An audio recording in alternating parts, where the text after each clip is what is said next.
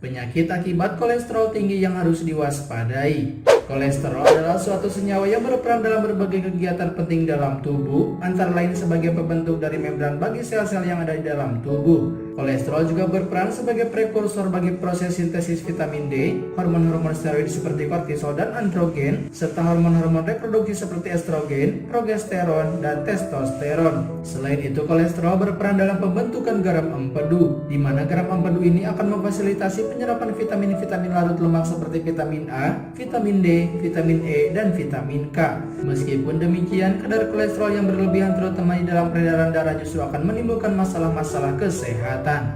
Berikut adalah penyakit akibat kolesterol tinggi yang harus diwaspadai. Yang pertama, stroke.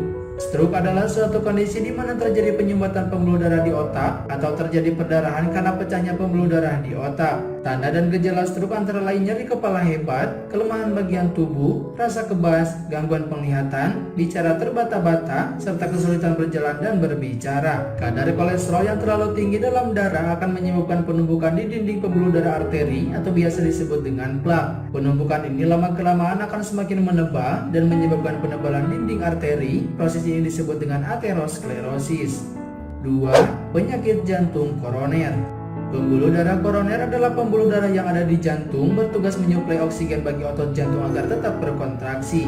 Jika terjadi aterosklerosis di pembuluh darah koroner, maka asupan oksigen bagi otot jantung akan terganggu. Hal ini akan berakibat pada terjadinya angina atau nyeri dada ataupun serangan jantung jika sumbatan bersifat penuh atau menutupi seluruh diameter arteri. 3. Hipertensi. Masih berhubungan dengan terbentuknya plak, hipertensi juga dapat terjadi pada pasien dengan kadar kolesterol yang tinggi. Hal ini disebabkan karena plak yang terbentuk beserta dengan kadar kalsium yang tinggi dalam darah membuat arteri menjadi semakin tebal dan sempit. Akibatnya jantung harus memberikan dorongan yang lebih besar agar darah dapat melewati pembuluh darah yang menebal dan menyempit tersebut. Hal ini menyebabkan tekanan darah menjadi meningkat. Hipertensi atau tekanan darah tinggi ini juga menjadi faktor risiko terjadinya penyakit jantung dan pembuluh seperti serangan jantung. 4. Diabetes mellitus. Pada pasien dengan diabetes mellitus, kadar gula yang tinggi dalam darah membuat kolesterol, terutama LDL, menjadi lebih mudah menempel di dinding pembuluh darah arteri, dan dengan demikian lebih mudah juga untuk merusak arteri melalui terbentuknya plak atau aterosklerosis tadi, sehingga risiko pasien untuk mengalami penyakit jantung dan pembuluh darah akan semakin meningkat. 5. Penyakit vaskular perifer. Penyakit vaskular perifer adalah kondisi di mana terjadinya penyumbatan pembuluh darah di luar pembuluh darah otak dan jantung. Biasanya hal ini terjadi di daerah kaki.